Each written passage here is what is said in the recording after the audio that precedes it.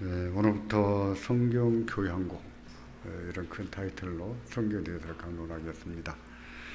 교양곡 이렇게 이름이 붙은 이유는 성경이 마치 오케스트라를 듣는 것 같은 그렇게 구성이 되고 그렇게 말씀을 전하기 때문에 그렇습니다.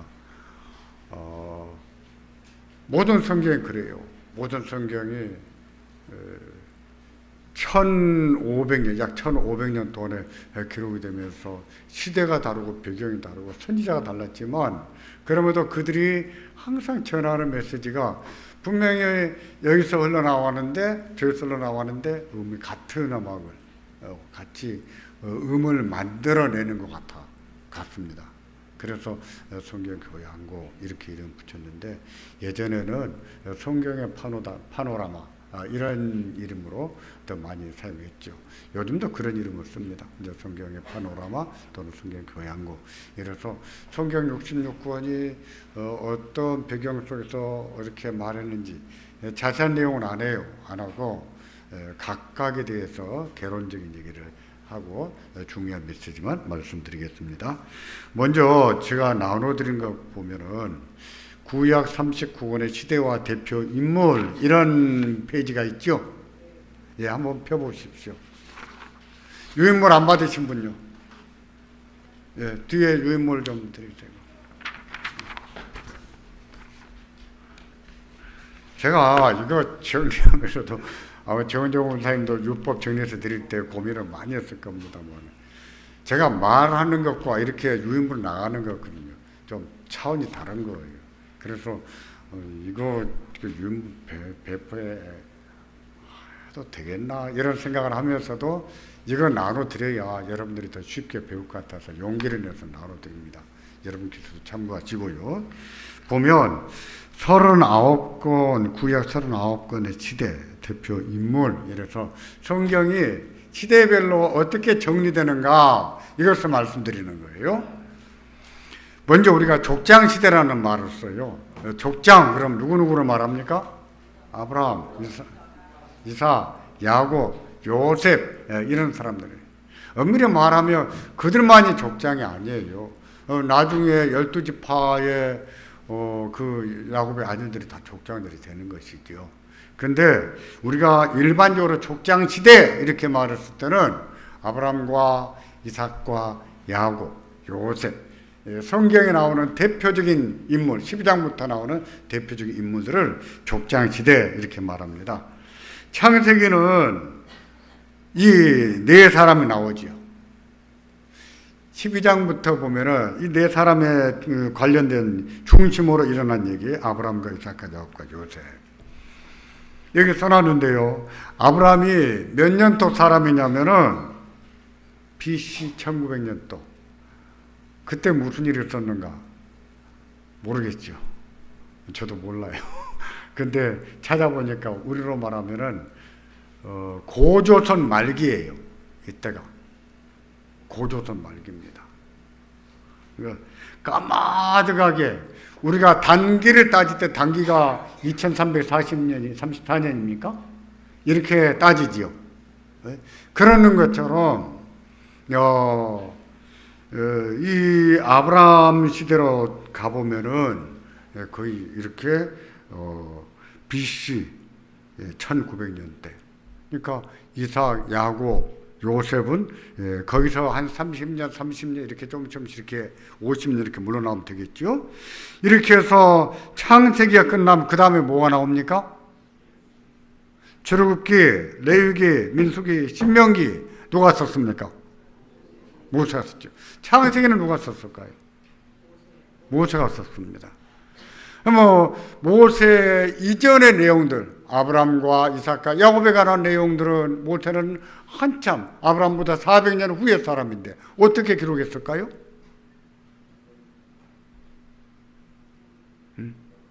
어떤 내용은요, 하나님 백성들 사이에 이렇게 말씀을 기억해서 하면서 전파하는 내용 사람들이 있어요. 그들에게 전파를 통해서 어떤 것은 이렇게 문헌들이 있었던 거예요. 그런 것들이. 그러니까 우리가 이렇게 생각하기 쉬워요. 출애굽기는 모세가 앉아서 하나님 말씀을 계시를 받아가지고 막 차근차근 기록한 것으로 기록하기 쉬운데 그렇지 않아요. 그렇다고 해서 제가 지금 문서서를 말씀드린 거 아니에요. 이런 얘기는 몰라도 돼요. 그런 건 아니에요. 그거는 자유주의 신학자들이 말하는 거예요. 근데 모세는 분명히 400년 후의 사람이에요. 아브라함보다도.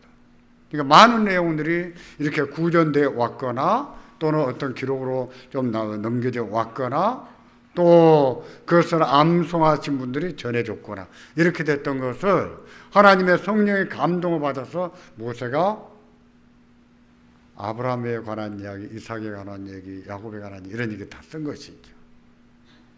하지만 출애굽기나 레위기, 민수기, 신명기 이런 책은요 모세 시대에 써집니다.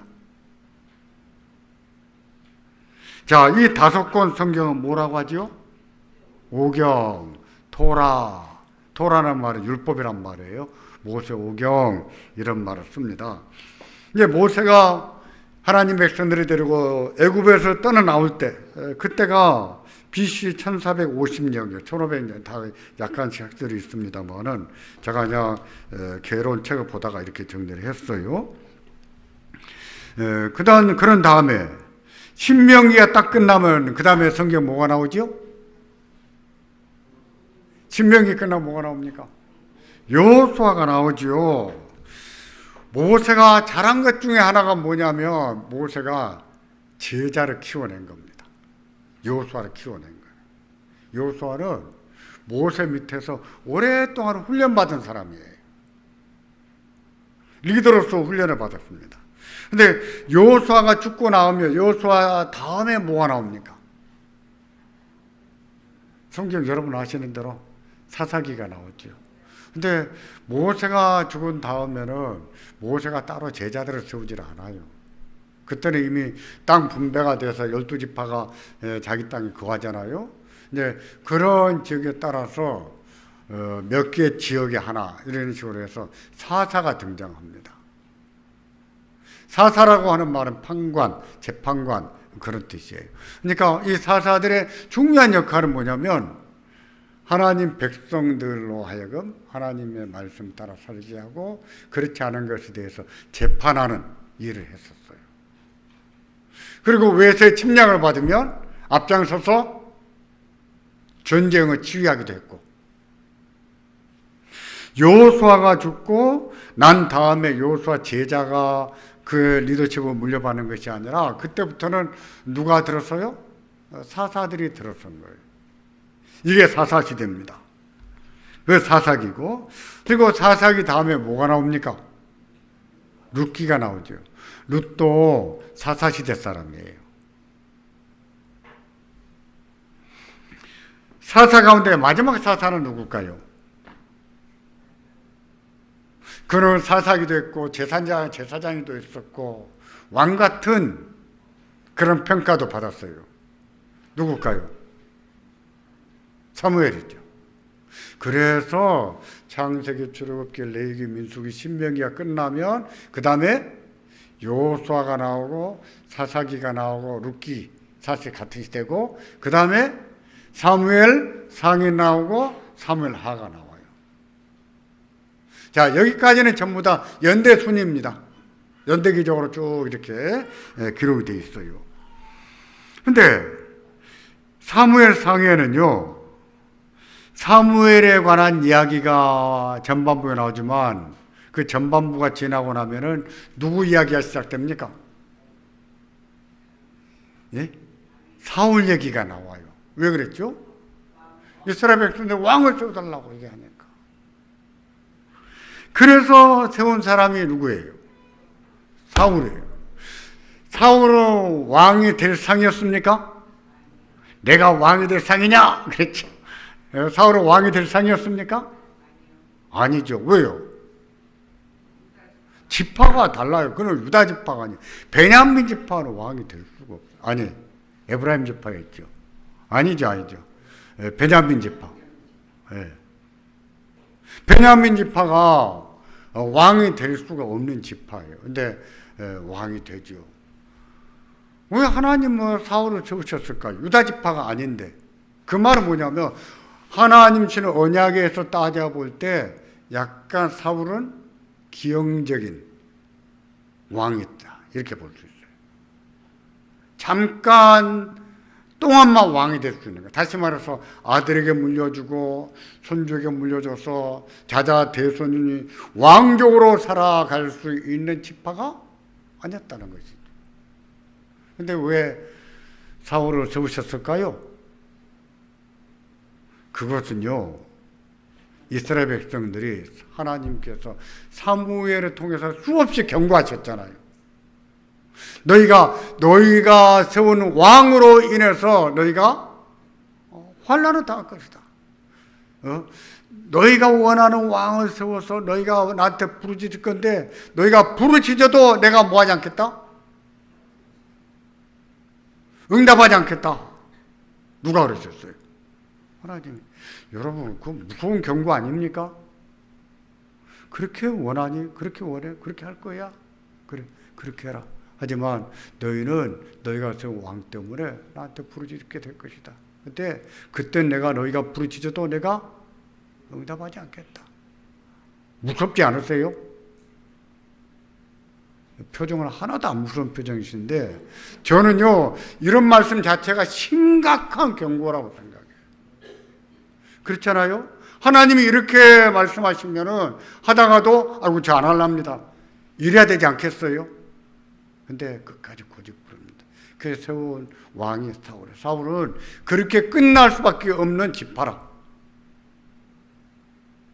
그래서 이런 질문에 신학자들이 이렇게 대답합니다. 왜 하나님은 때때로 악한 지도자를 세우시는가? 왜 그러실까요? 그거는 그 민족에 대한 하나님의 징계다. 이렇게 쓰기예요. 악한 지도자를 세운다고 하는 것은 그 민족에 대한, 그 국민에 대한 불행이죠. 불행이에요. 예전에 어떤 목사님이 여러 부흥에서 이런 얘기를 하셨어요. 제가 벨기에에서 목회할 때 저희 교회에 오셔가지고 그런 말씀 하셨는데, 유명한 분이 있어요. 이름 여러분이 알만한 분인데 그분이 이런 말 하십니다. 우리는 지도자 복이 없다. 우리 지도자 복이 없다. 그러시더라고요. 근데 저는 참 공감됐어요. 요즘에 서울의 봄 영화가 상영되잖아요. 저는 한번 보러 가려고 합니다. 왜 그러냐면 제가 광주 민주화 운동이 일어났을 때 광주에서 2등병이었어요. 1등병으로 진급했을 때. 그러니까 거기에서 무슨 일이 일어났는가를 군인으로서 현지에서 봤죠. 그래서 모래시계는 제가 한 편도 안 봤어요. 너무 가슴 아팠어요. 이제는 다시 한번 보고 이제는 한번 볼라고 봐야겠다. 이런 생각을 합니다. 근데 그때 우리 고민이 그런 거였어요. 왜 우리나라 맨날 쿠데타냐? 구진국 마냥. 아프리카 보세요. 맨날 쿠데타잖아요. 구진국들에나 쿠데타가 일어나지, 이 선진화되어 있는, 민주화되어 있는 나라는 쿠데타가 안 일어납니다. 못 일어나게 되어 있어요. 그런 거예요. 왜 사울 같은 왕을 세우셨는가? 그들에 대한 하나님의 징계. 결국은 다윗이 나오지 않습니까? 다윗이 있어서 그가 유다지파입니다. 유다지파에 대한 언약은 창세기부터 쭉 계속되는 언약이에요. 그 언약을 따라서 유다지파에서 왕이 나오는 거예요. 에브라임은요. 에브라임 지파에도 왕권에 대한 약속이 있습니다. 그러니까 에브라임 지파가 출애굽한 이후에 끊임없이 모세한테도 그렇고 이 지도력을 요구를 해요. 근데 결국은 에브라임 지파가 왕권을 잡지요, 한번. 남북으로 분열이 돼서 북왕국의 여로보암이 에브라임 지파예요. 그래서 보면 하나님 말씀대로 되어져 가는 것을 볼 수가 있겠죠. 그래야 되는 거예요. 그래서 사무엘을 보시면 사무엘상의 사울은요 BC 1020년경 사람이고 다윗은 BC 1000년경에 나오게 되는데 사무엘상은 사무엘의 이야기와 사울왕에 관한 이야기예요. 그리고 사무엘하는 여러분 나눠드린 거 이거 찾으셨죠? 몇 페이지 있습니까? 4페이지예요? 4페이지 보세요. 예. 3페이지예요? 예, 저는 글자가 크고 여러분 작아서 그렇구나. 3페이지, 그거를 여러분 펴서 성경 하나 꽂아놓고, 아니면 축소복사해서 성경 볼 때, 이게 어느 시대이더라, 이거 좀 보시면은 도움이 되리라 생각합니다. 그런 다음에, 다윗이 누구한테 왕정을 물려줍니까? 솔로몬에게. 솔로몬이 죽은 다음에 누가 왕이 됩니까? 솔로몬의 아들 르호보암이 왕이 되지요. 근데 르호보암 때에 솔로몬 때에 망명간 신하가 있었어요. 애굽으로. 그게 누구냐면 여로보암이에요. 솔로몬이 죽고 나니까 여로보암이 와가지고 르호보암한테 당신 아버지는 토목공사를 너무 많이 해서 우리가 힘들었다. 그러니까 이런 거 좀 완화시켜주고 이런 거 이렇게 해달라 요구를 했어요. 그 정당한 요구예요. 실제로 솔로몬 때 토목공사를 얼마나 많이 합니까? 많이 한다는 얘기는 돈이 어디서 나와요? 예? 어디서 나옵니까? 전쟁을 하든지 세금을 걷든지. 국민들이 힘들었어요. 솔로몬 밑에서. 그래서 여로보암이 그 바른 소리 하다가 미움받아서 애굽으로 도망갔다가 솔로몬이 죽은 것을 보고 돌아옵니다. 그래서 솔로몬의 아들 르호보암한테 이런 요구를 해요. 근데 이 르호보암이 아버지의 신하들, 그러니까 늙은 신하들이죠. 늙은 신하들과 자기 또래의 어린 신하들이 있는데 절 어른 신하들, 연세 많은 아버지 신하였던 그 신하들은 그 말씀 들어주어야 됩니다. 들어주세요. 그러니까 젊은 신하들에게 물어보니까 젊은 신하들은 그렇게 하면 안 됩니다. 우리 아버지보다 난 더 독하게 하겠다. 이래가지고 르호보암이 이 어린 이 풋내기 정치인들 말을 듣고 놀아나 버리잖아요. 그래서 11지파가 그럼 우리는 당신은 왕으로 섬기지 않겠다. 그래서 11지파가 떨어져 나가버린 거예요. 생각을 해보세요. 얼마나 어리석은 짓이에요, 르호보암이. 안타깝죠. 르호보암이 조금만 현명했다면 어린 사람들 말을 들었겠어요? 어른들 말씀 들었겠어요? 어른들 말씀 들어요. 여러분들은 젊었을 때는 어른들 말씀 듣기 싫어합니다.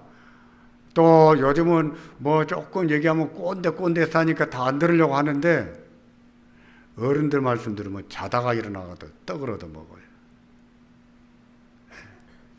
어른들 말씀 잘 들어야 됩니다. 지혜가 담겼어요. 지혜가. 오늘날의 교회는 직분자를 세울 때 젊은 사람도 장로를 세워요. 그냥 원래 장로라는 얘기는 뭐예요? 나이가 많다는 얘기예요. 늙었다 그 말이에요. 왜 그런 분들을 교회, 하나님의 교회의 어른들, 장로로 세웠겠어요?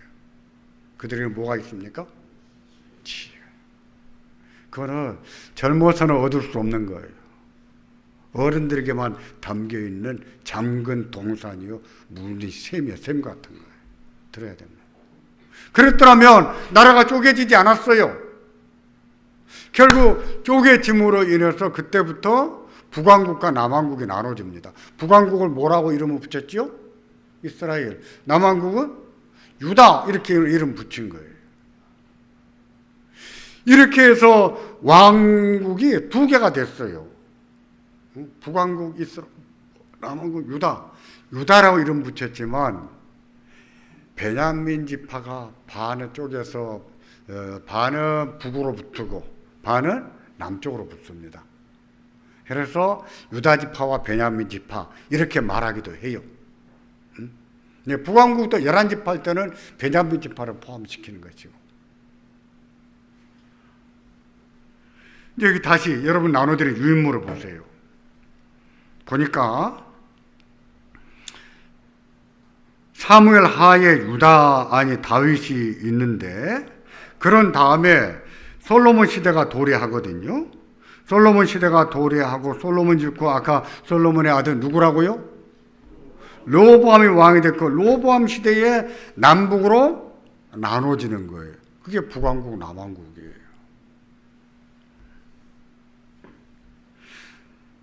그리고 이제 열왕기상에 그 르호보암 이후부터는 분열이 돼서 남북 시대 이렇게 되고, 열왕기하도 마찬가지예요. 분열된 왕정 시대. 여기까지는 이렇게 쭉 연대적으로 나갑니다. 이해하셨죠? 이렇게 하면은 성경 볼 때 이게 어느 연대를 따져보면 어디에 들어가는 거 아시겠죠? 그런 다음에 여러분 저 그 밑에 보면 솔로몬 시대 있죠? 솔로몬 시대를 제가 이거 좀 아쉽네요. 이거를 그 열왕기상 밑에다가 넣으면 좋을 것 같아요. 열왕기상 밑으로 갖다 놓으세요. 솔로몬이 거기 나오니까. 이 솔로몬 때에 기록된 성경이 뭘까요? 욥기, 잠언, 전도서, 아가서. 솔로몬이 잘한 것 중에 하나가 이겁니다. 솔로몬이 잘한 것 중에 하나가. 오전에도 말씀드렸죠. 지혜서는, 잠언과 전도서는 누구를 위한 복음이라고요? 솔로몬이래요. 그러니까 잠언도 보세요. 내 아들아, 내 자녀들아. 항상 자녀들에게 교훈하는 내용이잖아요. 이건 이렇게 살아서는 안 된다. 이렇게 살아야 된다. 그래야 인생을 잘 살 수 있다. 이렇게 가르쳐. 어린 사람들한테. 전도서도 마찬가지예요. 전도서도 젊은 사람들에게 주시는 교훈이에요. 말씀이에요. 자, 그런 성경이 어느 시대에 쓰여졌다고요? 솔로몬 때. 그러니까 욥기, 잠언, 전도서, 아가서가 중간에 있긴 해도 어디로 가야 되겠어요? 앞으로 가야 되겠죠? 솔로몬에게로 가야 되겠죠? 네. 그런 다음에 그 열왕기 상하 여기에 아까 제가 말씀드렸잖아요. 북이스라엘과 남유다 이렇게 말씀드렸잖아요. 근데 북쪽에서 북왕국에서 활동했던 선지자가 있고 남왕국에서 활동했던 선지자가 있어요. 북왕국에서 누구와 누구입니까? 아모스와 호세아가 거기서 활동한 거예요. 남쪽에는요 선지자가 참 많이 나오죠. 이사야, 예레미야서, 그 다음에 제가 여기 써놓은 것은요 성경 이름이요. 또 선지자 이름이기도 하고요. 이사야, 예레미야, 예레미야, 스바냐, 하박국, 나훔, 미가, 오바댜, 아모스, 요엘 몇 권이에요? 10권이죠. 이 선지자들은 유다에서 활동을 합니다.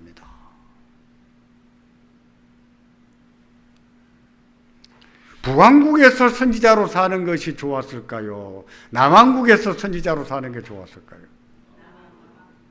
왜요?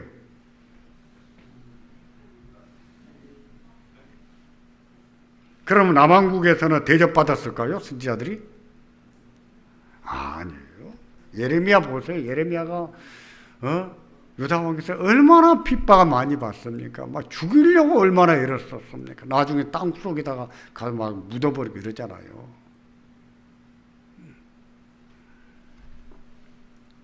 북왕국에서 선지자가 이렇게 적게 나온 것은 안타까운 일인데 남왕국에서는 끊임없이 선지자들이 나와서 외친 거예요. 그들이 외친 메시지는 대개 뭡니까? 예? 회개하라는 얘기를 많이 해요. 회개하라. 돌이켜라. 선지자들의 얘기는 그거예요. 하나님의 율법을 맡아서 율법을 가르치는 일은 누구한테 있었을까요? 제사장들. 물론 서기관도 있지만은 제사장들 책임이에요. 그것을 감독하는 사람 누구예요? 왕이 하는 거예요. 근데 제사장이 가르친다고 말을 듣습니까? 제사장은 타락하지 않습니까? 제사장도 타락하고 백성들도 말을 안 듣고 타락하고 그럽니다. 그럴 때마다 누가 나타나는 거예요? 선지자가 나타나요. 그러니까 선지자들은 항상 백성들에게 환영받기가 힘들었어요. 어렵습니다. 오늘 우리에게도 마찬가지예요. 우리에게도 하나님 말씀이 선지자적인 말씀이 있어요. 그러니까 어떤 말씀 듣기 싫지요. 제가 전에도 그런 얘기 한 적 같아요.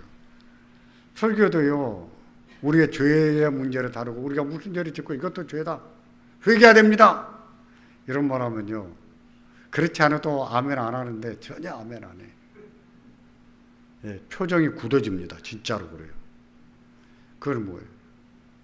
그만큼 듣기 싫은 거죠. 거부감이 있는 거예요. 한번 앞에 나와서 서보십시오. 표정 하나하나가 어떻게 보이는지 다 보여요. 제가 눈이 흐려도 잘 보입니다. 그런 것은. 앞에 나와 있으면 잘 보이는 게 뭐가 있냐면은, 누가 지금 졸고 있는가, 이거 잘 보여요. 진짜 그래요. 눈언저리가 이렇게 잠이 쏠려 있는 것이 앞에서 보여요, 보면. 그리고요, 말씀을 듣는 태도가 잘 보이는데 말씀을 받아들이는 표정도 보여요. 진짜 그렇습니다. 여기 언급된 선지자들, 다시 말해서 선지서들인데, 이 선지서들은 이런 시대에 이렇게 기록이 된 거예요.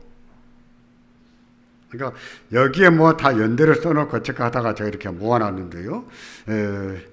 그러니까 여기에 나오는 선지서들은 다 어느 시대였다고요? 어느 시대에?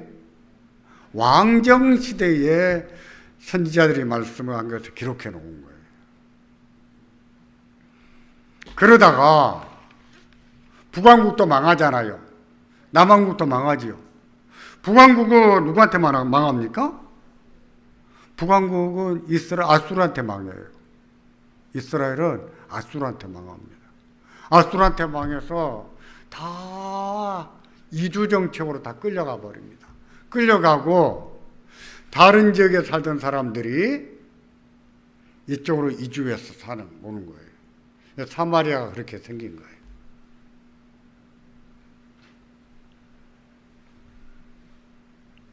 그때가 BC 721년.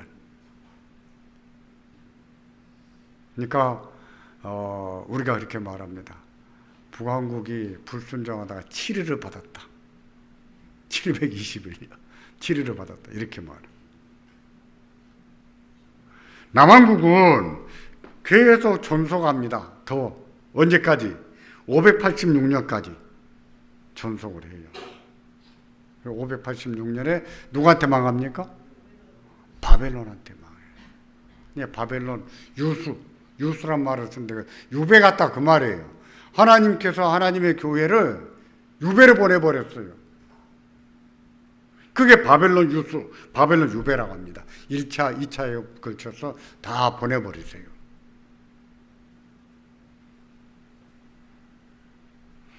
바벨론에 끌려간 다음에 바벨론은 누구한테 망합니까? 페르시아한테 망해요. 그래서 바벨론에 끌려간 다음에 보면은 분명히 바벨론 얘기가 나오다가 다니엘서도 보면 메데 바사는 말은 페르시아라는 말이에요.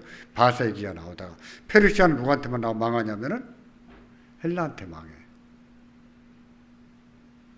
근데 그 페르시아 왕 때, 고레스 왕 때에 고레스가 유다인들은 돌아가서 하나님의 성전대 재건하고, 그래서 나를 위해서 기도하라, 이렇게 해서 돌려보내주지요.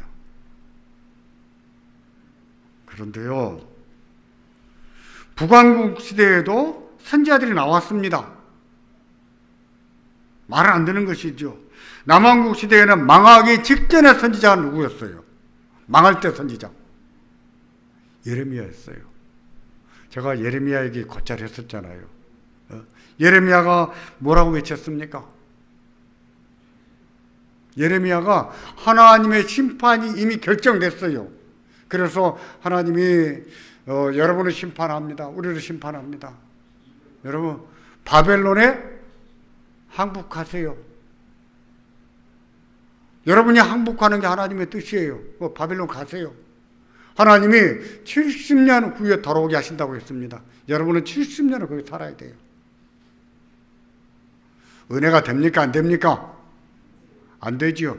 그러니까 문제예요. 하나님 말씀은 자기한테 유리하고 자기 기분을 좋게 만들고 그러면 아멘하고, 자기 기분을 좋지 않게 만들고 자기 생각과 다르면 노면하고. 이게 문제. 이런 태도가, 말씀 듣는 태도가. 거짓 선자들은 뭐라고 했습니까? 예레미야 그렇게 말하니까 반대로 말하죠. 뭐라고요? 여러분, 어젯밤에 하나님 나에게 말씀하셨습니다. 하나님이 저들을 내일 모레까지 저들 쳐버린다고 하셨습니다. 그러니까 바벨론에 끌려갈 일은 없습니다. 믿으십시오. 아멘 해야죠. 그래야 저랑 박자가 맞지요. 얼마나 좋겠어요, 그런 말이. 왕부터 백성들이, 신하들이 누구 말을 들어요? 거짓 선자들은. 결국 누구 말 들어댔습니까? 예레미야 말 들었던 거예요. 이것을 봐서 우선요, 말씀에 대한 우리 태도를 알 수 있어요. 조금 전에 말씀드렸죠. 하나님 말씀이 항상 우리를 기분 좋게 만들지 않아요. 우리를 의로하고 격려하고 그러지 않아요. 그래도 우리는 아멘 해야 되는 거예요. 그게 하나님 말씀이고 하나님 뜻이에요. 그래도 아멘 할 줄 아는 게 믿음이지요. 근데 하나님이 말씀하신 것이 아니에요. 아닌데 들어보니까 내 기분이 좋아. 나도 그렇게 되고 싶어요. 그러니까 그 말이 하나님 말씀처럼 들리는 거예요. 그러니까 거짓 선자들한테 놀아나는 거예요. 결국 어찌 됐습니까? 586년에 망했잖아요. 다 끌려갔어요. 얼마나 비참하게 끌려간 줄 압니까? 1차, 2차에 걸쳐서 비참하게 끌려갔어요. 근데요, 참 백성들이 어리석어요. 끌려갔으면 거기서 뭘 생각이 됐습니까? 그때 우리가 누구 말을 들었어야 되는데? 예레미야 말. 누가 거짓말쟁이였어요? 거짓 선자들. 그놈들이 거짓말, 죽일 놈들이죠. 근데 그 죽일 놈들이 바벨론까지 또 끌려갔지요. 거기서 또 선지자 노릇을 한 거예요.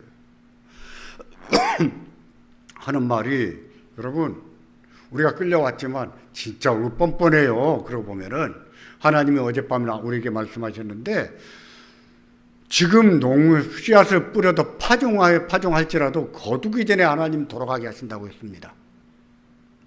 그러면 파종에서 거두기까지 몇 달 걸립니까? 종자에 따라서 좀 다 차이가 있지만 그냥 몇 달, 서너 달 후에 돌아간다는 얘기예요. 그러니까 파종하지 마세요. 아기 낳으면 손해입니다. 돌아갈 때 아기 안고 하려면 얼마나 힘들겠어요. 결혼도 하지 마세요. 아기도 낳지 마세요. 집도 짓지 마세요. 우리 곧 갑니다.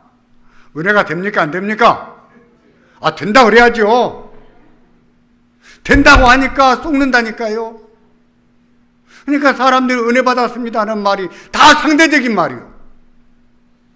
목사들은 은혜 받았습니다 그러면 기분이 좋을지 알지만은 어쩔 때는 제 자신이 아리송해요. 나는 그런 뜻으로 설교하지 않았는데 엉뚱한 말로 은혜를 받았다 그러네? 아, 저 사람 말씀 듣는 기가 없구나. 그렇죠. 거기 가서도 거짓 선자들이 그렇게 말하니까 그 말을 믿는 거예요, 또. 그래서 예레미야가 편지를 써 보낸 거예요. 그게 예레미야 27장인가요? 그죠. 하나님이 70년 동안 거기서 머물게 하셨다. 그리고 70년 후에 돌아오게 하신다고 했다. 그러니까 집도 짓고 농사도 짓고 시집장가도 가고 애기도 낳고 거기서 열심히 잘 살아야 된다. 이렇게 가르쳤어요. 결국 누구 말 들어댔습니까? 예레미야 말. 그러면 그놈들이 거기까지 와가지고 하나님이 우리에게 말씀하시기를 이 파종한 것을 거두기 전에 돌아가게 하신다고 했다. 믿어야 됩니까? 말아야 됩니까? 여러분 같으면 믿겠어요? 안 믿겠어요? 저 자식 지난번 예루살렘에서도 거짓말하더니 여기 또 거짓말하네? 왜 그런 판단력이 안 생기세요? 그게 분별력이지요. 근데 거기 또 믿는 거예요. 그래서 이단에 넘어갑니다. 그리고 이단에 넘어가요. 종교개혁가들이 종교개혁하면서 부르짖는 게 뭐예요? 부르짖는 게 오직 성경, 오직 믿음, 오직 은혜 이렇게 부르짖었다고요. 그랬는데 성도들을 가르칠 때는 성경은 먼저 안 가르치고 뭘 먼저 가르쳤느냐? 요리문답을 먼저 가르쳤어요. 교리를 먼저 가르쳤어요. 왜 그랬을까요? 다 갖다 붙이게 됐어요. 자기한테 유리하게 성경은. 카톨릭도 자기한테 갖다 붙이고 우리도 우리한테 갖다 붙이고 도대체 누구 말이 맞는 거야? 알 수가 없죠. 성경도 뭐 루터도요 자기가 있던 성전 성당에 성경이 없어서 성경 읽지를 못했습니다. 그래서 성경이 있는 성당으로 발령받고 싶어 했어요. 그러다가 자기가 있는 그 성당의 주임 신부님이 성경이 있는 비텐베르 성당으로 보내줍니다. 루터한테 네가 보고 싶어하는 성경이 있다. 거기 가면 보내줘. 그게 성경 연구를 한 거예요. 성경을 보니까 아닌 거라 이게. 우리가 가짜로 믿는 거야. 미신으로 믿는 거야. 너무 엉터리야. 그래서 95개 토론 주제를 비텐베르 성당에 딱 붙여놓고 우리가 이거 좀 토론해보자. 우리가 믿고 있는 것이 맞는가? 한번 토론해보자. 95개 논제가 나온 거예요. 종교개혁이 그렇게 발달이 된 겁니다. 이 다음에요, 여러분들이 천국 가셔가지고, 그때 우리 몰랐습니다. 다 쓸데없는 얘기예요. 이 땅에서 정신 차리고 믿어야 됩니다. 어떤 사람들은 이단에 빠져서 지옥 갑니다. 그때 우리 교회 목사가 그렇게 가르쳤습니다. 다 필요 없어요. 그래서 제가 뭐라고 했습니까? 목사가 설교한다고 무조건 아멘 하지 말고 그 말씀이 그러한가요? 집에 가서 날마다 성경은 뭐 하자고요? 상고하자 그랬잖아요. 그리함으로 베레아 사람들 가운데는 믿는 자가 많아졌다. 이게 중요하다고 했었죠. 최근에도 말씀드렸죠. 맞아요. 성경 말씀을 듣는 그런 자세가 우리들로 하여금 올바른 신앙을 갖게 만들고 확신을 갖게 만들고 분별력을 키워주고 우리의 기초가 깊이 박히게 만드는 거예요. 말씀 듣는 자세가 이렇게 중요합니다. 그렇게 해서 포로기가 끝납니다. 포로기가 끝나는 것은 먼저 포로기. 솔로몬 시대 밑에 보면 그 포로 끌려가서 그 바벨론에서 선지자로 활동했던 분들인데 이분들이 기록이 나온 것 에스겔, 에스더, 다니엘 이것은 바벨론에서 기록한 것이죠.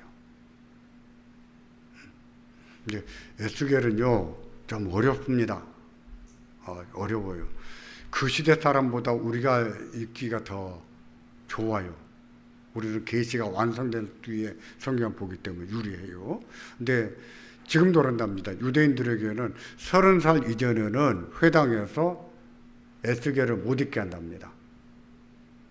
에스겔 말씀 자체가 너무 묵시적이어서, 기시적이어서. 근데 이 에스겔도 그렇고 에스더도 그렇고 다니엘서가 어디서 기록이 됐다고요? 언제 기록됐다고요? 바빌론 포로기에 포로 끌려가서. 그러니까 다니엘 같은 사람은 끼어있는 사람이라. 그러니까 이 백성들은 거짓 선지자들한테 돌아가는 그런 가운데서도 다니엘은요 예레미야가 보내준 예레미야가 예언했던 것을 자기는 아기 때 어려서 끌려왔거든요. 잘 모르는 내용이었을 거예요. 근데 다니엘은요 그 바벨론 살면서도 늘 예레미야가 외쳤던 그런 말씀들을 아마 부모로부터나 어른들로부터 들었겠죠? 그런 말씀들을 묵상했던 것 같아요. 그러니까 다니엘서 보면 다니엘이 그렇게 기도하죠. 하나님, 주의 종 예레미야의 서책에, 예레미야의 글에 70년 만에 70년이 되면 너희가 돌아갈 것이라고 했는데 하나님, 그때가 언제입니까? 보세요. 다르지요? 차원이 다르잖아요. 우리가 이런 식의 신앙생활을 해야 된다는 거예요. 그래야 안 속아요, 안 넘어가요. 요즘엔 제가 그런 얘기 안 합니다만, 제가 CBS, GTS 보는 것도 나는 별로 달갑지 않다 그런 얘기 했었죠. 기억나십니까? 예. 이유는 뭐냐? 우리 교회에서 이렇게 배웠는데 그거 듣다 보면 또 다 모든 교파 다 나와서 설교가 하니까 여러분이 혼동이 와요. 지금 내가 국권이 기초가 잘 다져져서 집이 잘 지어져 있지도 않는데 그런 얘기 들으면 다 혼란이 와요. 그래서 저도 그럽니다. 공기도 할 때나 개인기도 할 때 대화할 때 이렇게 들어보면 저는 그렇게 생각해요. 아, 이분은 내가 가르친 것을 잘 받아들이고 있구나. 아, 이분은 내가 그렇게 가르쳐도 이분은 그렇게 잘 안 받아들이고 있구나. 자기 세계에 빠져 있구나. 그렇게 판단해요, 저는. 다니엘서가 그렇게 그런 가운데 기록이 됐고, 다니엘 같은 그런 자세, 그런 신앙생활하는 자세가 있어야 우리가 우리의 믿음을 제대로 지킬 수가 있어요.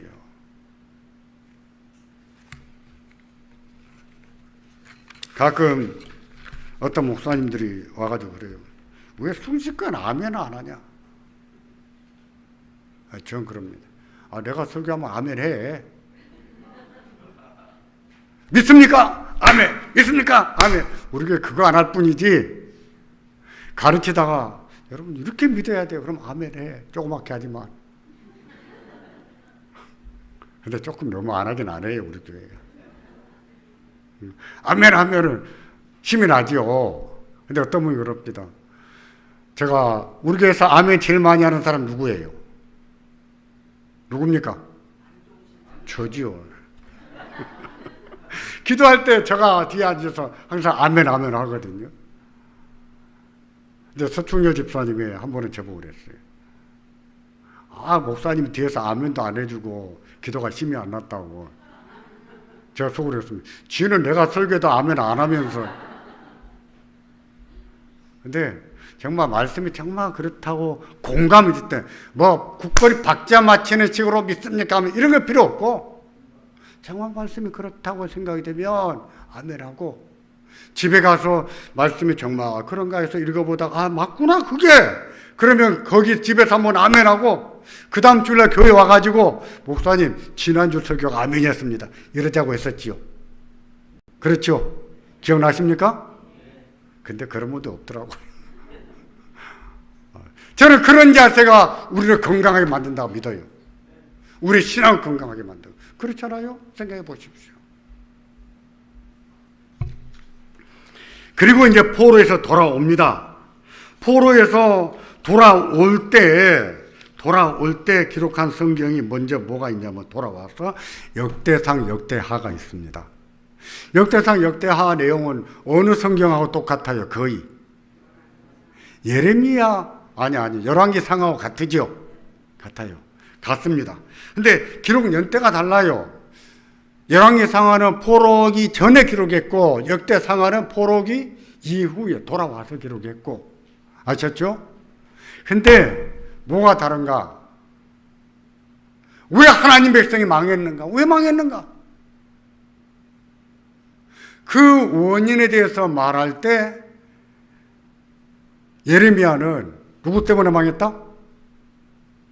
왕 때문에 망했다. 왕 때문에 망했다. 그렇게 말해요.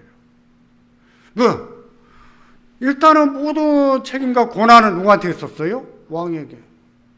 근데 왕이 거짓 선지자들을 좋아하고, 왕이 제사장들을 죽이고, 왕이 여호와의 선지자들을 죽이고, 그래서 나라가 망하고 잘못해 이렇게 돼갔잖아요. 근데 경건한 왕들이 나오면 선지자들을 우대하고 그들 하여금 말씀을 가르치게 하고 개혁을 일으키고 성전을 더럽게 하고 제사를 더럽게 하지 않았어요?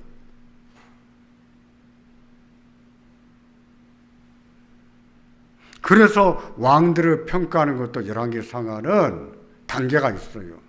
여호와 보시기에 정직한 왕들, 여호와 보시기에 악한 왕들, 이렇게 구분해요. 첫 번째는 여호와 보시기에 정직한 왕들 중에서도요, 더 경건한 왕은 뭐가 붙었습니까? 누구와 같이? 다윗과 같이. 이 말이 꼭꼭 붙어요. 그 중에서도 정말 탁월한 왕들, 정말 경건했던 왕은 그 다음에 뭐가 붙습니까? 산당을 제거했더라, 이 말이 붙어요. 산당을 제거했다. 그런 왕들은 진짜 율법에 끼어있던 왕들이에요. 율법에. 보세요. 모세 시대에 불뱀한테 물려 죽게 됐을 때 어떻게 살았습니까? 노뱀을 만들어 걸었잖아요. 그래서 죽어가던 사람들이 저 노뱀만 쳐다봐라, 쳐다보면 산다. 웃기고 있는데 그 쳐다본다고 살겠어? 그런 사람 다 죽었어요.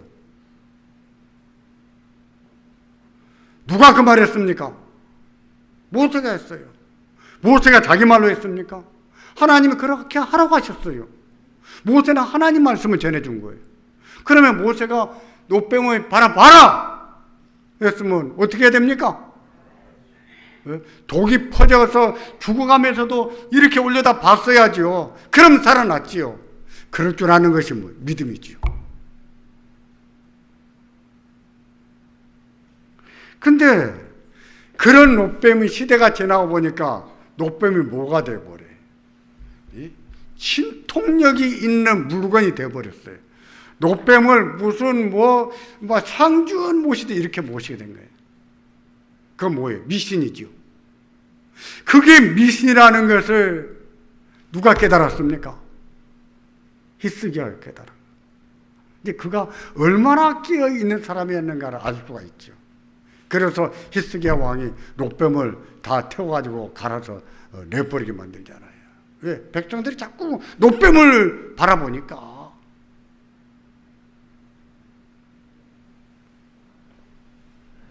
근데 역대상하는요, 왕 때문에 망했다. 그거는 이미 열왕기에 그렇게 말해놨고, 그것만이 아니다. 또 뭐 때문에 망했는가? 그거는 제사가 타락했기 때문이다. 예배가 타락해서. 역대기 관점은 이거예요. 제사가 타락해서. 그래서 역대기는요, 왕정시대처럼 왕을 중심으로 기록되지 않고, 역대기는 역대기인데 누구를 중심인물로 내세웁니까? 제사장을 중심으로 전개되는 거예요. 그런 걸 보면 예배가 얼마나 중요해요. 예배가 이렇게 중요합니다. 제 예배 시간에 핸드폰만 들여다보고 있는 거 보면 애가 탑니다. 참 애가 타요.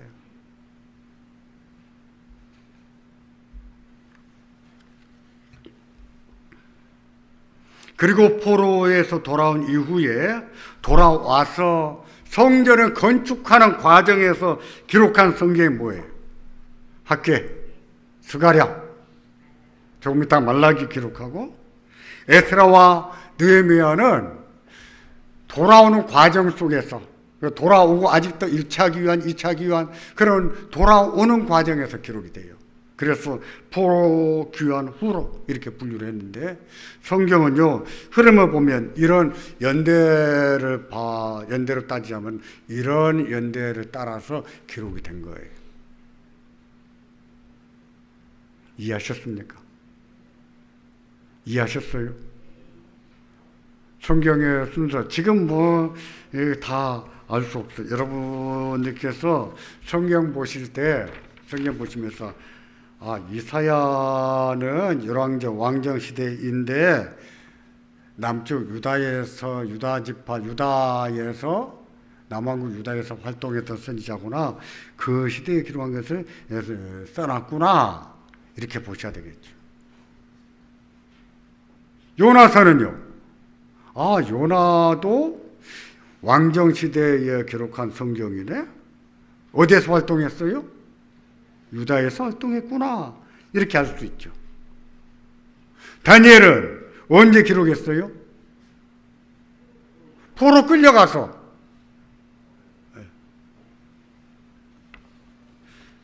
학개 스가랴는 언제 기록했다고요? 포로에 돌아와서. 그래서 성전을 건축하다가 성전 건축을 중단해 버렸습니다. 왜 중단했냐면 방해가 생기니까. 그래 놓고 성전은 저렇게 방치해버리고, 건축하다 말고 방치하고 자기 집만 막 나무로 멋지게 지은 거예요. 학교를 그랬죠. 너희가 성전은 저렇게 되어 있는데 너희가 판벽한 집에 거하는 것이 옳으냐? 이방인 왕이 너희는 돌아가라 할 때 뭐 하라고 돌아가겠습니까? 너희 하나님 성전을 건축하라고 돌려보내는데 방해가 좀 있었다고 해서 성전 건축은 안 하고 자기 집만 멋들어지게 짓고 사는 거예요. 그런 것이 옳은 태도냐? 이렇게 물은 것이죠. 그래서 학개와 스가랴 선지자의 활동으로 성전 재건이 이렇게 잘 되고, 또 스룹바벨 그런 분들, 느헤미야 이런 분들이 와가지고 협력을 해서 성전 건축이 완공되지요. 그리고 성경은 구약은 말라기로 끝납니다. 말라기 다음에는 뭐가 나옵니까? 신약이 나와요? 신약과 신구약 사이가 나오지요. 신구약 사이가 한 350년 정도? 이 정도 공백이 있어요. 그걸 보고 중간기라고 합니다. 중간기. 이때에는 이제 성경 계시가 더 기록되지 않던 시대예요. 그러다가 그 언약대로 누가 옵니까? 누가 오죠? 예수님 오시죠. 근데 말라기는 누구 얘기로 끝납니까? 물론 예수님 오신다고 얘기하지만은 말라기에는요 세례 요한 얘기라고 끝내요. 그래서 세례 요한이 누구보다 먼저 오지요? 예수님보다 먼저 와서 무슨 일 합니까?